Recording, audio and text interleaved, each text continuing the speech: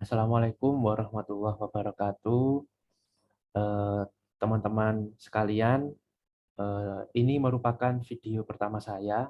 Ya. Perkenalkan, nama saya Maulana Rizal Purwanto.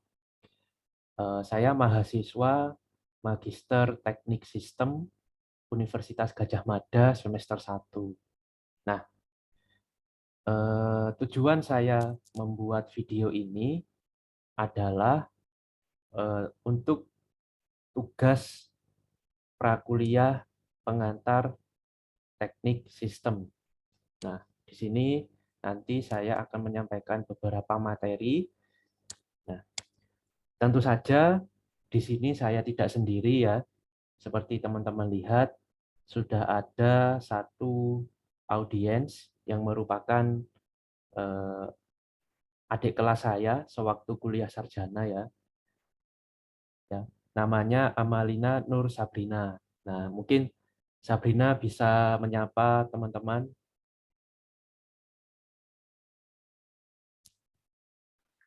Halo, nama saya. Tadi udah diperkenalkan nama saya kan nama Lima di tingkatnya Mas Rizal.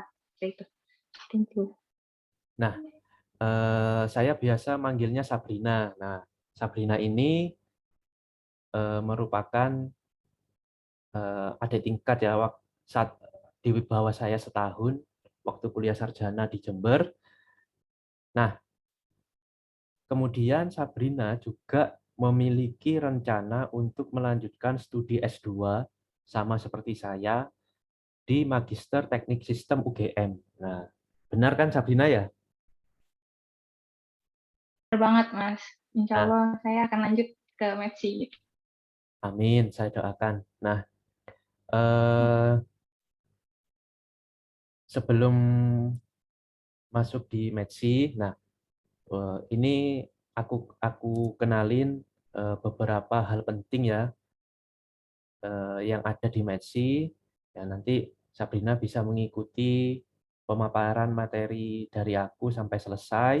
Dan jika di akhir sesi ada pertanyaan, bisa ditanyakan. Oke? Nah, aku share screen ya materinya.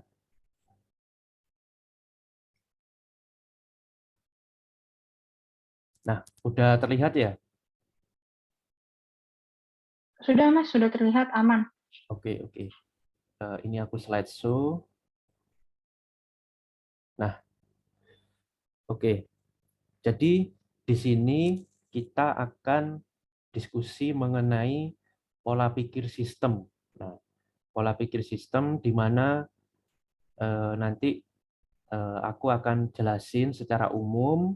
Nah, nanti kemudian aku akan jelasin secara khusus struktur sistem. Nah, struktur sistem itu ada apa saja sih? Nah, jadi seperti itu. Jadi kita bisa mulai ya.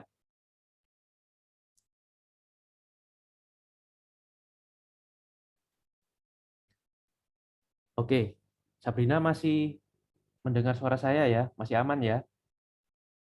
Masih, Mas. Mas sejauh ini masih aman. Oke, jadi eh, di sini aku mengambil materi ya dari salah satu dosenku ya. Judul bukunya Pola Pikir Sistem karya Bapak Agus Mariono.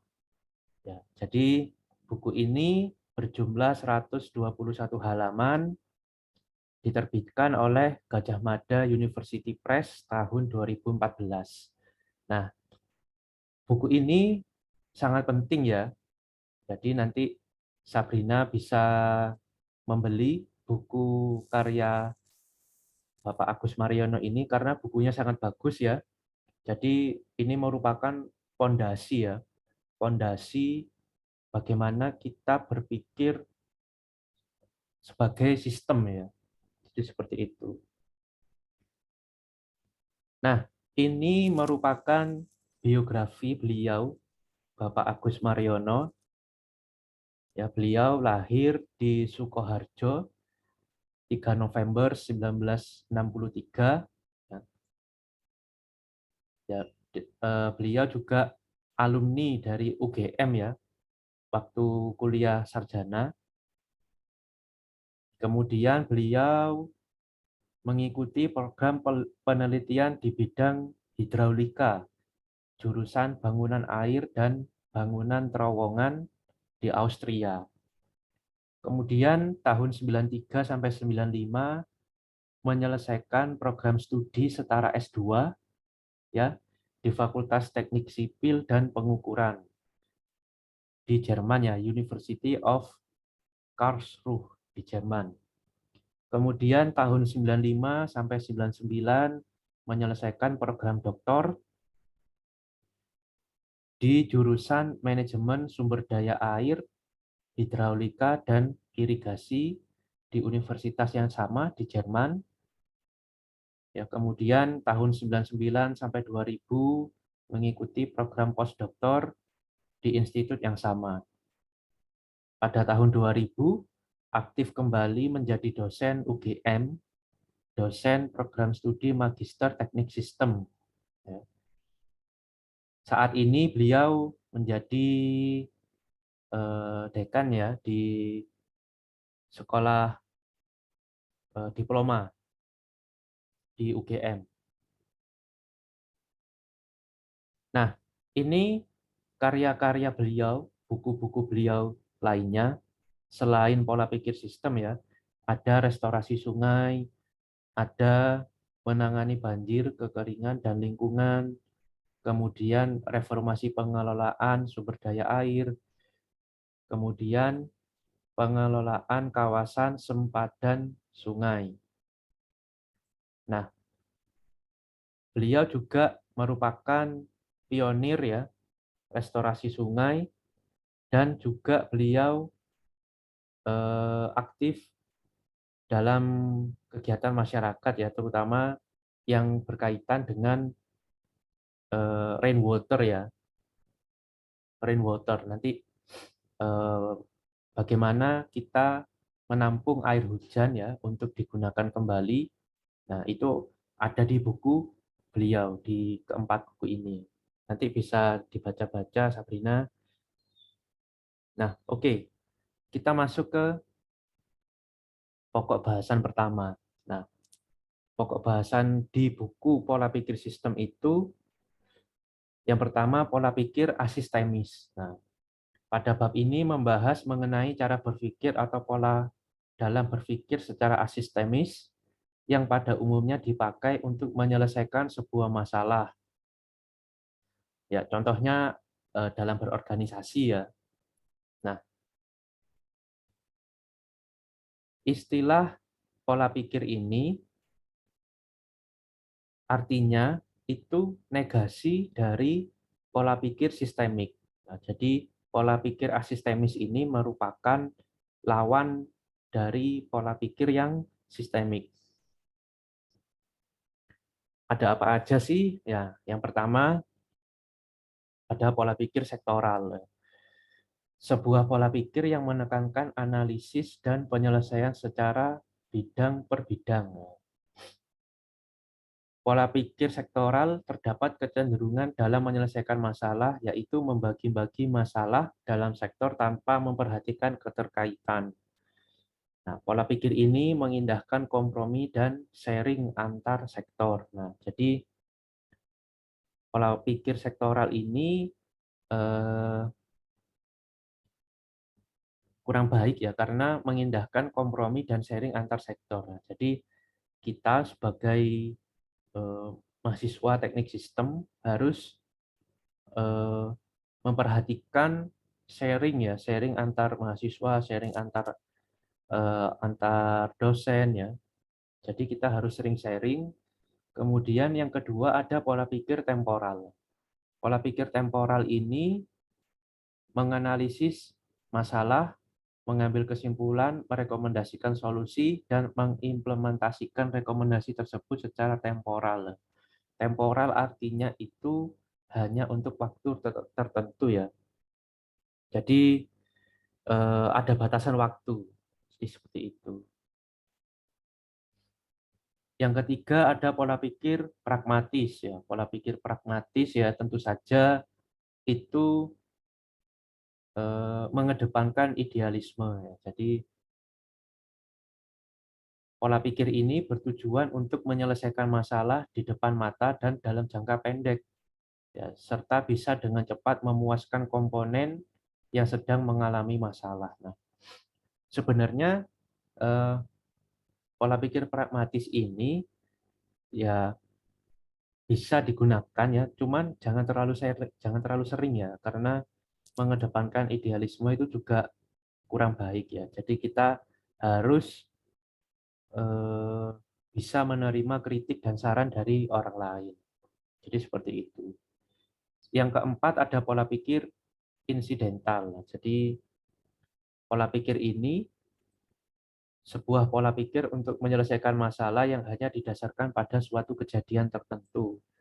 Hal ini dilaksanakan jika sesuatu terjadi dan dari kejadian itu timbul masalah, maka akan diselesaikan permasalahannya berdasarkan kejadian tersebut. Nah, jadi pola pikir ini sebenarnya juga sama seperti pola pikir pragmatis ya. Jadi eh, kita dituntut untuk berpikir secara cepat dan menghasilkan solusi yang tepat ya.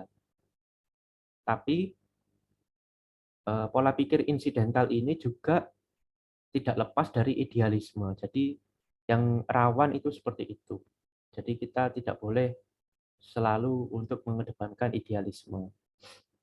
Yang kelima ada pola pikir tekstual. Jadi pola pikir tekstual itu juga dari namanya ya, tekstual. Artinya itu sudah kayak apa ya, istilahnya itu formal lah. Jadi pola pikir kalau menurutku itu yang berada di zona nyaman lah istilahnya. Jadi pola pikirnya itu cari aman terus lah. Jadi seperti itu. Yang keenam, pola pikir kontekstual lah. Pola pikir kontekstual ini adalah hal yang mendasar itu tersirat dari apa yang tersurat. Pengalaman yang luas dan pemahaman yang intens terhadap faktor-faktor yang berhubungan dengan satu dengan yang lain terkait dengan permasalahan. Maka semakin berkualitas keputusan yang akan diambil. Jadi pola pikir kontekstual ini eh, merupakan lawan ya dari pola pikir tekstual. Jadi sebenarnya pola pikir kontekstual ini juga tidak jauh berbeda ya. Jadi eh, terlalu textbook lah. Jadi kalau kita menyelesaikan suatu permasalahan itu ya boleh-boleh saja textbook ya. Tapi di situasi tertentu kita juga dituntut untuk berpikir out of the box lah. Jadi seperti itu. Nah, yang ketujuh pola pikir parsial lah. Pola pikir parsial lah seperti namanya. Jadi pola pikir yang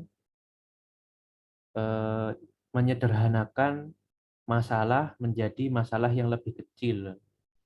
Masalah yang ada akan dibagi menjadi hal atau bagian yang kecil dan diselesaikan secara parsial. Jadi misal kita dihadapkan oleh suatu masalah, nah jadi kita itu membagi-bagi menjadi bagian yang kecil ya. Sebenarnya pola pikir ini tidak baik ya karena nanti solusinya itu juga solusi parsial ya, tidak menyeluruh ya. Jadi itu eh, seharusnya jangan dilakukan seperti itu. Yang kedelapan pola pikir integralistik. Nah, pola pikir ini akan mencoba mengaitkan satu masalah dengan permasalahan yang lain sehingga semakin banyak yang terkait dengan kaitan yang logis dan realistis. Nah, jadi pola pikir ini ibaratnya pola pikir yang mencari kambing hitam ya. Jadi selalu mengkait-kaitkan masalah satu dengan masalah yang lain. Ya. Jadi masalahnya semakin bertambah, bukan malah tambah selesai. Jadi kita harus menghindari pola pikir integralistik. Nah, di bahasan kedua itu kita akan diskusi pola pikir sistemis ya. Pola pikir sistemis ini merupakan ya lawan dari asistemis ya yang aku jelasin di awal tadi, yaitu pola pola pikir sistemis ini adalah interaksi dari kumpulan elemen yang saling berhubungan satu sama lain. Elemen tersebut dapat berupa benda, orang, atau konsep pemikiran. Antar elemen itu juga terdapat subsistem. Jadi ada sistem, ada subsistem, kemudian ada subsistem. Nah, begitu seterusnya. Yang saling berinteraksi, berintegrasi, sharing, sinergi, dan kolaborasi untuk suatu tujuan tertentu. Jadi sekarang kita belajar pola pikir yang positif ya. Tadi kan yang negatif, sekarang yang positif. Nah, dalam buku ini ya dibahas mengenai berbagai ciri-ciri sistem. Adapun ciri-cirinya yang pertama, sistem mempunyai elemen atau subsistem yang berupa entitas ya. Bisa organisasi, kelompok, dan berbagai hal lainnya, dan juga konsep pemikiran. Yang kedua, sistem mempunyai kerangka hubungan multi relasi antara subsistem dalam bentuk interaksi, sinergi, integrasi, sharing, kolaborasi, dan supporting.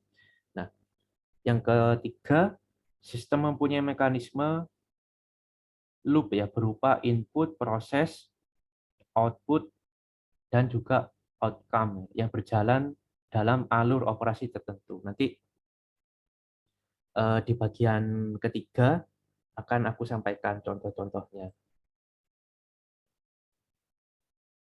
Yang keempat, sistem mempunyai mekanisme skala prioritas ya. Yang kelima, sistem mempunyai tujuan. Nah, tentu saja kita menjalankan sistem harus punya tujuan dan target ya dalam bentuk yang kita inginkan. Kemudian sistem mempunyai mekanisme kontrol yang berjalan siklis dalam bentuk perencanaan, implementasi, monitoring, dan evaluasi secara berkelanjutan.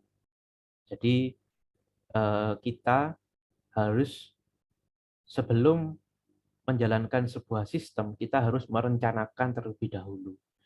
Setelah kita rencanakan, baru kita bisa implementasikan. Kemudian kita monitoring dari implementasi tersebut. Jika ada beberapa masalah, kita evaluasi tuh sistemnya ya, supaya berkelanjutan. Selanjutnya, sistem mempunyai kapasitas tertentu ya. Jika dipaksakan sistem itu, ya maka sistem tidak akan mampu, tidak bisa bekerja dengan maksimal ya. Jadi kita harus membatasi, harus mempunyai batasan ya. Sama seperti kalau kita mengerjakan skripsi ya Sabrina ya. Ya tentu saja dalam skripsi kita itu ada batasan masalah. Jadi kita harus memberi batasan agar topik yang kita ambil itu berada dalam koridor yang kita tentukan. Jadi seperti itu analoginya. Kemudian sistem mempunyai batasan, meskipun sistem juga mempunyai ciri terbuka dalam berinteraksi dengan sistem lain yang berada di luar batasannya atau yang berada pada lingkungan di luar batas sistem tersebut. Yang selanjutnya, sistem tidak berdiri di ruang hampa ya, tetapi berdiri atau berada di suatu lingkungan tertentu yang tidak bisa dihindarkan pengaruhnya terhadap sistem baik positif atau negatif. Sekaligus sistem juga memberikan pengaruh terhadap lingkungannya. Nah, jadi maksudnya apabila kita menjalankan sebuah sistem, kita kita tidak boleh mengabaikan lingkungan di sekitar sistem tersebut ya. Kita harus merangkul ya. Misal kita mempunyai sistem di masyarakat ya. Kita harus merangkul masyarakat tersebut ya. Jadi tidak berdiri di ruang hampa. Jadi maksudnya seperti itu. Selanjutnya, sistem memiliki sifat yang dapat menyesuaikan perubahan. Nah, jadi sistem itu juga adaptif ya dengan perubahan yang terjadi. Selanjutnya, sistem merupakan input dan menghasilkan output berupa produk fisik maupun non-fisik, baik yang bermanfaat maupun yang bersifat residu. Dalam konsep sistem, residu atau sampah tersebut merupakan bagian dari sistem yang harus diselesaikan secara integral. Nah, jadi seperti yang aku sampaikan tadi bahwa pola pikir integralistik itu di situasi tertentu juga bisa digunakan ya. Jadi seperti itu. Oke, kita masuk ke pokok bahasan ketiga, yaitu struktur sistem. Nah, struktur sistem adalah bangunan sistem yang padanya terdapat elemen sistem atau disebut subsistem. Di bawah subsistem terdapat sub-subsistem dan demikian seterusnya. Jadi bayangannya itu seperti bagan organisasi lah. Jadi ada ketua, ada wakil, ada sekretaris, ada bendahara, kemudian ada divisi-divisi yang menjalankan program kerja tersebut ya. Jadi seperti itu.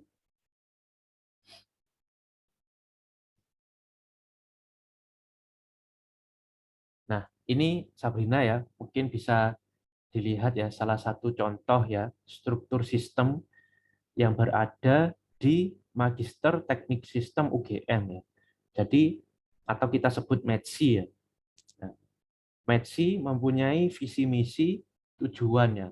Jadi Sabrina bisa membaca visinya apa, misinya apa, tujuannya apa. Nah, jadi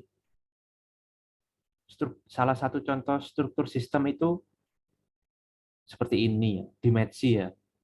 Salah satu contoh kecil ya. Jadi seperti itu. Ada lagi contoh, nah ini merupakan pengelola yang mungkin lebih jelas ya. Nanti Sabrina kalau sudah official diterima di METSI, nah nanti Sabrina akan bertemu dengan orang-orang hebat ini ya.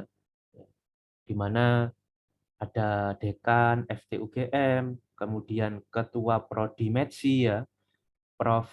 Arif Budiman, nah, kemudian juga akan bertemu dengan staf-staf di METSI ya. Ada Pak Supron, ada Ibu Dwi, dan juga Bapak Priyanto. Jadi nanti Sabrina akan bertemu dengan orang-orang yang hebat ini. Ini juga merupakan salah satu struktur sistem ya. Mungkin dari sini Sabrina sudah ada bayangan ya di METSI itu seperti apa, pola pikirnya seperti apa. Jadi seperti itu. Nah, ini juga salah satu contoh ya struktur sistem. Nah, ya jadi ketika aku dulu PKL ya semester akhir di PT PJB UP Python ya, di sana juga ada struktur sistemnya. Jadi ada general manager, kemudian ada manajer-manajer yang menangani berbagai bidang ya. Ada engineering and quality assurance, ada manajer operasi, manajer pemeliharaan, manajer logistik, manajer keuangan dan administrasi. Nah, di bawah manajer ada subsistem ya. Nah, itu ada supervisor, supervisor senior ya. Jadi seperti itu. Yang membantu untuk mencapai tujuan dari PT PJB UP Python. Nah, dulu sekitar tahun 2019 ya, 3 tahun yang lalu, yaitu aku PKL di sini. bulan Maret juga kebetulan, bulan Maret sampai bulan Mei. Jadi dan juga ada struktur sistem. Nah, jadi aku kepikiran untuk menyampaikan ini juga merupakan salah satu struktur sistem. Jadi seperti itu. Nah, kemudian dalam bidang energi terbarukan juga ada struktur sistemnya. Nah, ini aku ambil contoh ya, yaitu mikrohidro. Nah, atau PLTMH ya. Jadi di sini juga terdapat banyak sistem ya, terdapat banyak sistem dan subsistem. Nah, jadi sebagaimana yang kita ketahui bahwa air ya, terjunan air, kemudian di bawah mengalir di saluran pembawa, kemudian di bak penenang. Nah, kemudian dari bak penenang ini ada pipa pesat. Nah, dari pipa pesat ini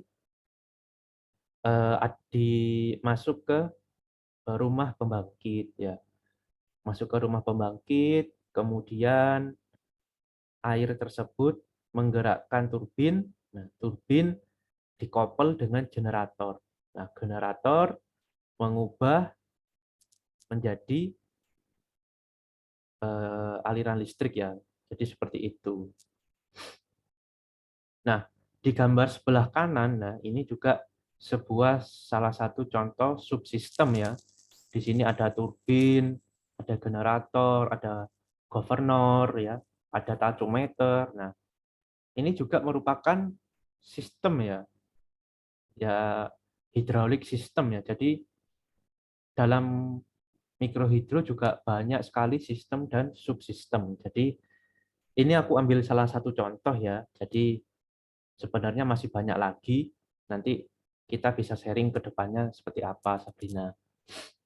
Oke, nah itu merupakan eh, materi ya dari pola pikir sistem. Nah, mungkin dari Sabrina ada yang mau ditanyakan.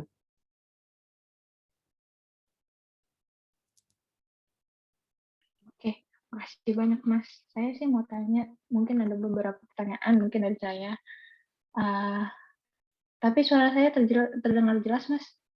Ya, bisa terdengar. Oke, baik. Jadi Rizal itu yang pertama sih saya mau bertanya bagaimana menciptakan pola pikir yang sistematis kita berkuliah di Messi gitu Mas. Tuh. Nah, jadi bagaimana kita bisa berpikir secara sistemis ya. Seperti itu ya, Sabrina ya. Ya. Nah, tentu saja ketika kita memasuki lingkungan baru ya, yang pertama kita harus adaptasi terlebih dahulu ya. Kita harus adaptasi dengan lingkungan baru kita, kemudian nanti kita akan berproses ya. Nanti diikuti prosesnya bagaimana kita dihadapkan dengan suatu masalah, ya kita harus berpikir secara sistemis atau sistemik ya. Jadi kita analisis dulu apa sih masalahnya. Nah, ketika kita sudah menganalisis masalahnya, nah kita evaluasi tuh masalahnya. Nah, dari kita evaluasi nanti akan menghadirkan solusi-solusi terbaik lah, istilahnya seperti itu. Jadi seperti itu, Sabrina.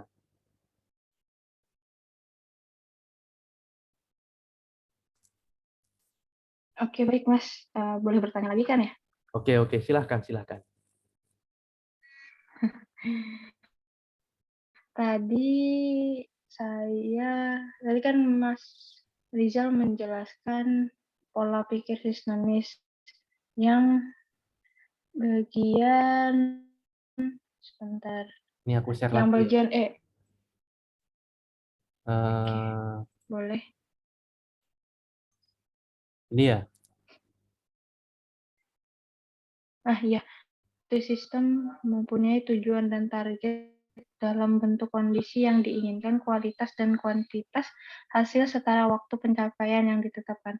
Ini bagaimana penerapan poin tersebut ke uh, di poin tersebut diimplementasikan dalam kehidupan di Metsi gitu, Mas. Contohnya misalnya kayak Mas tujuannya di Metsi, terus targetnya bagaimana, terus dan kualitas hasilnya mau seperti apa, itu gimana, Mas? Sistem pola pikirnya harus diciptakan kayak gini dalam poin yang ini. Oke, jadi contohnya seperti ini. Ketika kita memutuskan untuk melanjutkan S2 ya, misal tujuannya di Metsi ya. Nah, tentu saja kita pada awalnya harus memiliki target ya.